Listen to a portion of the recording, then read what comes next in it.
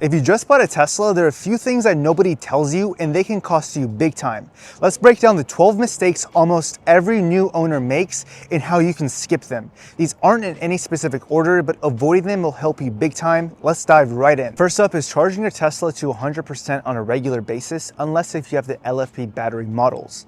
Tesla designed most of their packs to perform well at around 80% or so, and charging to 100% on a regular basis can accelerate degradation and shorten the lifespan of the Tesla battery pack. Now, times it makes sense to charge to 100% are when you're going on a road trip, or you use it right when it hits 100% so it's not sitting there for extended periods of time. Pushing it to the higher end of the range on a regular basis means you're putting stress on the battery cells, and then in the long run, you'll see less range on a full charge. But for the models with the LFP battery packs, it's okay to charge to 100% on a regular basis, and Tesla even recommends that. But for everything else, I recommend charging to around 70 to 80% on a regular basis, so you can make the most out of that battery pack and extend its lifespan. But don't worry if you have to charge to 100% on a road trip. That is totally okay to do it as long as you're driving right when it hits 100% and you're not letting it sit there for several days or several weeks. And that leads right into the second mistake, letting your battery sit in the extreme ends of the range for too long, like below 20% or above 90%.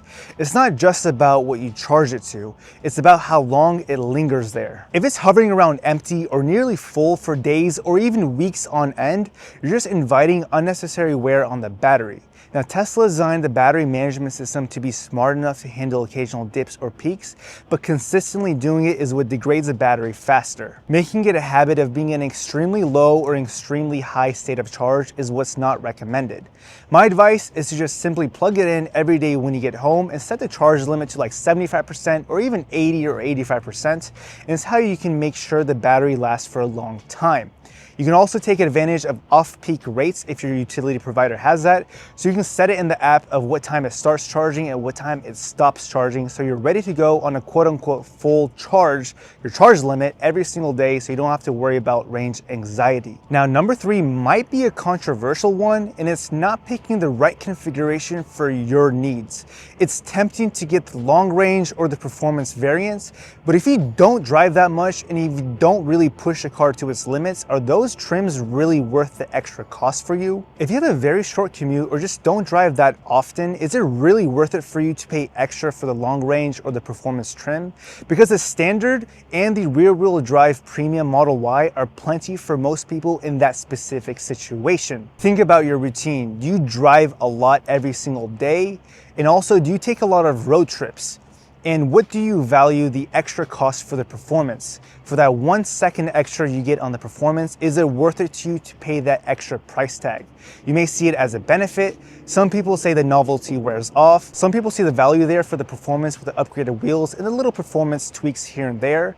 But for most people, you're just overpaying for no reason. Another common slip up is not sorting out your charging situation before you take delivery of your Tesla.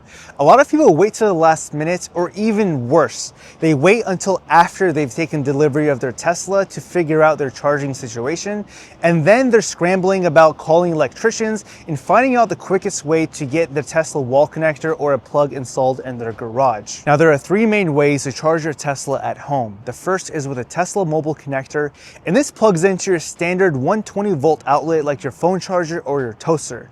This is the slowest way to charge your Tesla at home, as it charges at around 3 to 4 miles of range per hour charge. Now, the next way to charge is with a 240 volt outlet like your dryer plug. This way you charge your Tesla at around 30 miles of range per hour charged. Now, the fastest and the most efficient way to charge your Tesla at home is with a Tesla wall connector. This charges your Tesla at around 44 miles of range per hour charged. Now, with the 240 volt and the Tesla wall connector route, you need to get an electrician to install those for you.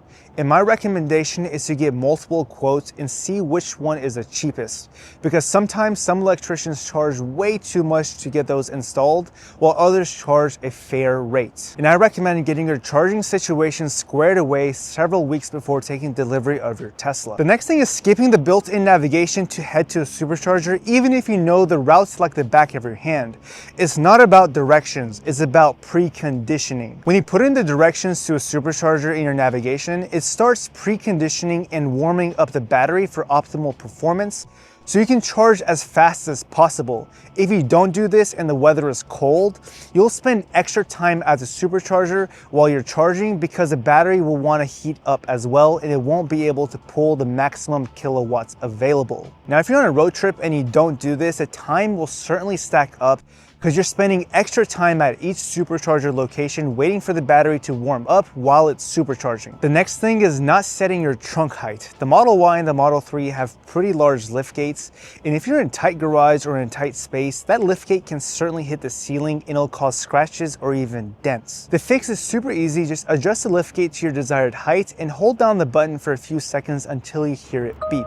It's also location specific, so it'll remember that location every single time you open your lift gate. Now, number 7 is not investing in the right accessories from the start. There are tons of accessories out there and it can get overwhelming on which ones to choose. There are tons of floor mats, screen protectors, and a bunch of other accessories that make your life easier. And honestly, a lot of them out there are just junk or cheap materials that just falls apart after a few uses or a few weeks. I recently put together a video testing nearly every popular accessory for the Model Y and the Model 3, and I narrowed it down to the must-haves that actually add value without wasting your cash. Things like all-weather floor mats or a good console tray that can make a huge difference in daily usability. Don't just grab the cheapest options, do your research or check out that video in the description below to avoid regrets. Now, the 8th mistake is avoiding those over-the-air software updates. Tesla pushes out improvements constantly, new features, bug fixes, and even performance tweaks, and they're all free and remote. Skipping them means you're missing out on things like better autopilot behavior or enhanced energy efficiency. So just update frequently when software updates come so you can stay on top of all the new features. Now, number 9 is a bit personal, jumping straight into buying full self-driving outright without testing it first. At $8,000, it's a big commitment and it might not be for everyone. My recommendation is to try the $100 a month subscription for a few months to see if you actually use it. If you're like me and you love driving, especially in something like a Cybertruck with a steer-by-wire, FSD might just sit unused. I've been a day one reservation holder for the Cybertruck since 2019, and I'm still not tired of handling it myself. I truly enjoy driving the Cybertruck every single day. Now, if I drove the Model Y as much or as frequently as I do with a Cybertruck, I think I would get full self-driving. Now, another thing to note is to also test out autopilot alongside full self-driving. See which one you prefer and which one you like better. Because for a lot of people, even the basic autopilot is more than enough for their needs. Now, I know full self-driving does way more than autopilot, but just for the simple maintaining the lane and speeding up and stopping and going in traffic, a lot of people just like autopilot for that. The next thing is sticking with a default miles or kilometers on the display instead of battery percentage. That range number fluctuates heavily based on your driving conditions and the weather, which can cause unnecessary range anxiety. Switching to the percentage in the settings gives you a steady, reliable view of your actual charge level. Give it a week and you'll probably never go back. It's way less distracting. 11th is not turning on Sentry mode when you're parked in public spots. This feature uses the cameras to monitor and record around the car, catching everything from door dings to potential thefts. It can save you a fortune in insurance claims or repairs. If you want, you can exclude safe locations like your garage to avoid pointless battery drain overnight. I've had it alert me in sketchy situations more than once, and it's totally worth the minor energy use. Finally, number 12, neglecting regular tire maintenance like checking tread depth and air pressure. Tires are crucial for safety, handling, and especially efficiency in an EV, and underinflated tires can sap your range by increasing rolling resistance. Tesla recommends rotations every 6,250 miles or so, and keeping them at the right PSI ensures you get the most miles per charge. Now, make it a monthly habit to inspect them. It'll extend the tire life and keeps your drive smoother. Owning a Tesla is about maximizing that seamless futuristic experience, and making these little tweaks can go a long way. If you've implemented any of these tweaks or have your own tips, drop them in the comments down below. Hit that like button if this video helped you out, and subscribe to my channel for more tips and Tesla content, and I'll catch you guys in the next one.